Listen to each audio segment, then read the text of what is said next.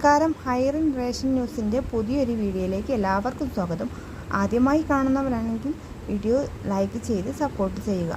ജില്ലയിൽ ഓണത്തിന് മുമ്പ് തന്നെ സപ്ലൈകോയുടെ 5 പുതിയ വിൽപ്പനാശാലകൾ ആരംഭിക്കുമെന്ന് മന്ത്രി അറിയിച്ചു. സംസ്ഥാനത്ത് 6 ലക്ഷം വരുന്ന മഞ്ഞ കാർഡ് ഉടമകൾക്ക് വിവിധ ക്ഷേമ സ്ഥാപനങ്ങളിൽ താമസക്കാരായ മഞ്ഞക്കാർഡ് ഉടമകൾക്കും വയനാട് ദുരിത പ്രദേശമായ മേഖലയിലെ എല്ലാ റേഷൻ കാർഡ് ഉടമകൾക്കും സൗജന്യ കിറ്റുകൾ വിതരണം ചെയ്യും. ചെറുപയർ, പരിപ്പ്, സെമിയ പായസം, മിക്സഡ്, മിൽമ, നെയ്യ്, കശുവണ്ടിപ്പരിപ്പ്, വെളിച്ചെണ്ണ, സാമ്പാർ പൊടി, മുളക് പൊടി, മഞ്ഞൾപ്പൊടി, മല്ലിപ്പൊടി, തേയില, ചെറുപയർ, തുവരിപ്പരിപ്പ് എന്നിവ ആവശ്യ സാധനങ്ങൾ തുണിസഞ്ചി ഉൾപ്പെടെ 14 ഇനങ്ങളാണ് ഉൾപ്പെട്ടിട്ടുള്ളത്. ഓണക്കിറ്റ് ക്ഷേമ സ്ഥാപനങ്ങളിൽ താമസിക്കുന്ന 4 പേർക്ക് 1 കിറ്റ് എന്ന രീതിയിലാണ് വിതരണം ചെയ്യുക.